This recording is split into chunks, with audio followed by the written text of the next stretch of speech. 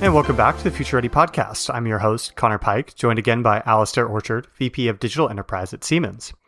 So Alastair, as we continue our discussion from last time, you had talked about smart contracting and how that will be a model for agents interacting with each other and production processes going forward, with the potential for products even being made in someone else's factories.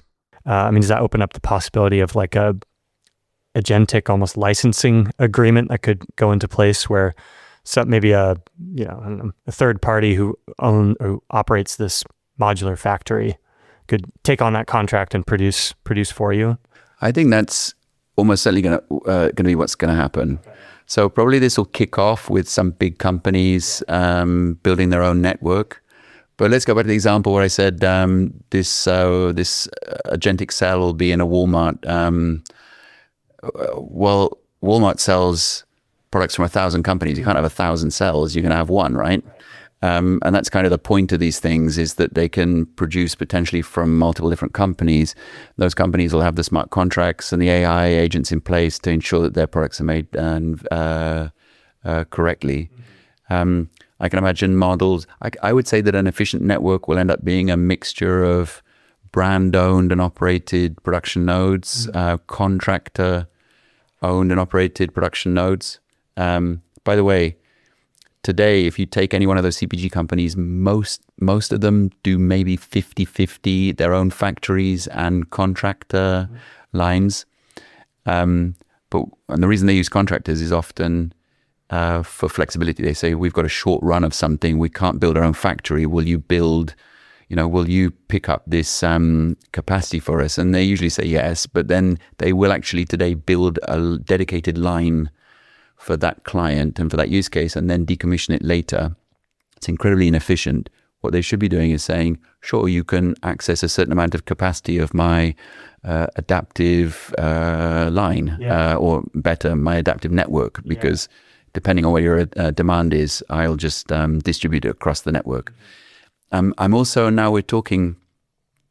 thinking what might happen, and this might be really interesting, is this might attract kind of local entrepreneurial makers who own production nodes. They plug it into the network and they offer capability capacity to companies that need to produce for a local area. Siemens we should outsource the blueprint of these, open source the blueprint of these cells, and also set up some financing. This could be a whole new industry for the future. That's a really interesting concept, definitely. Yeah, like owner operators who can take this and develop their own network of modular factories. It's super cool idea.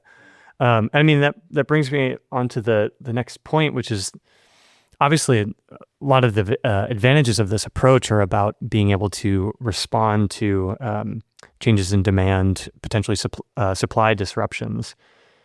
With this concept, what do you think this means for like agility and resilience in the future? As like you mentioned earlier, tariffs, geopolitical situations, helping companies to respond more quickly, more adaptively to these things.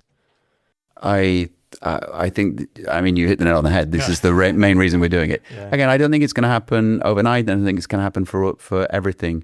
If you look at some of the KPIs or the numbers involved in CPG logistics, I think it's frightening. These are massive military operations making billions of parts, and we're not going to change that overnight.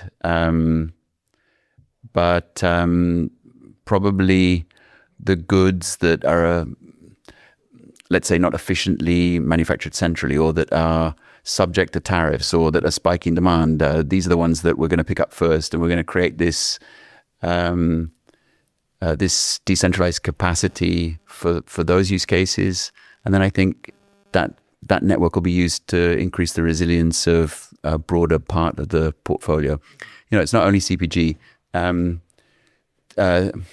Okay, this is maybe not a great topic for a CPG podcast, but think about the US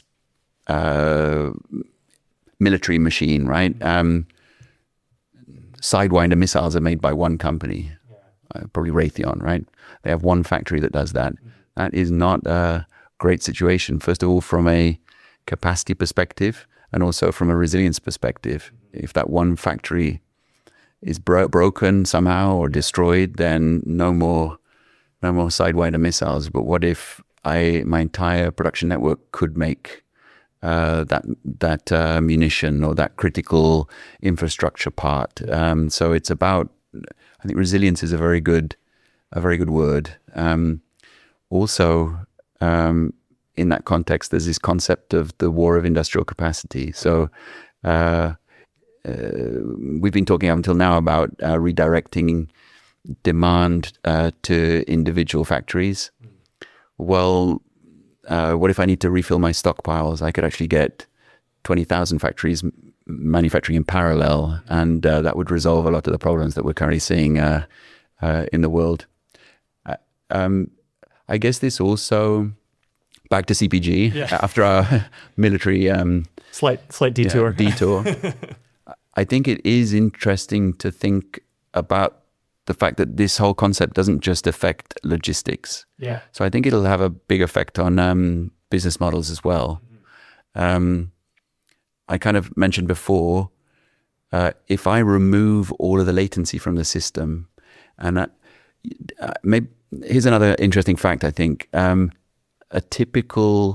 you centralize production like we see today, a typical CPG company, even one which talks about consumers and this kind of thing, they'll have 3-month lead times for an order and maybe a minimum order quantity, a minimum batch size of 25 tons. Now you could personalize that, but who's going to wait for a quarter of a year and buy 25 tons? Right. So this really unlocks the whole personalization thing. And if my latency goes to 0, then I think this will allow these companies to challenge existing kind of business models. Yeah. Maybe $1 billion brands in the future will be 1 billion transactions of single dollar brands. Right. Interesting. Just a huge volume of like you said, a huge volume of new product introduction every time an order comes in. A really interesting future. Yeah. So as we're kind of wrapping up our discussion here, if you were to sort of look out 10 years into the future, for example, how do you see these AI-enabled modular factories redefining the competitive landscape? We kind of touched on that maybe just a second ago, but I guess the main question is, do you think the companies that come out of this future in the best position are those that have maybe the best brands, or is it the best manufacturing network?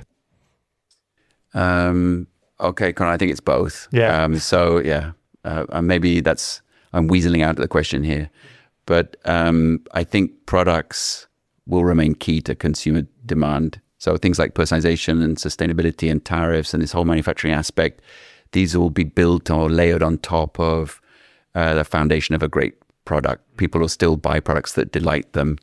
That's actually why Siemens has these digital threads, these comprehensive digital threads. It's why we connect product design and production, and we're not just focused purely on manufacturing, I think. It's also why, but we do take this whole idea seriously at Siemens. It's why we sanctioned this DMAX Cloud, this digital manufacturing platform.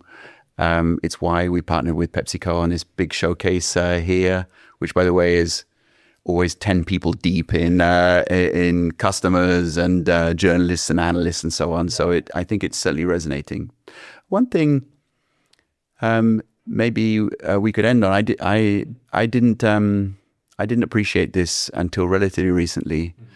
Going back to AI, because this is all AI enabled. It's all agentic. Did you know that? Have you ever heard of anything called the AI Act? Now this is a European act. Europe loves legislation, right? I've not heard of this. No, so I'd love to hear about it. Yeah, so it's really important, I think, for this topic. If I use AI as a person, then as a co-pilot or whatever, then really all the laws regarding health, safety, environmental, ethics, fraud, and so on, they apply to me as an employee, and this rolls up to my bosses and to the CEO of the company. As soon as AI becomes agentic, then it becomes a digital employee. And those same laws actually these are captured within this AI Act, but it's essentially the same laws now apply to the agent. And that's really interesting. So when you're thinking about how these agents operate in the context of a distributed network or an adaptive factory, it's not only about product and operational safety, these guardrails, let's say. We also have to use an agentic framework which considers these laws. The sanctions are horrible. 7%, up to 7% of global revenue of the company can be sanctioned. My word, and that's why companies want to work with a company like Siemens and not just kind of randomly experiment with large language models. Yeah, right. Yeah.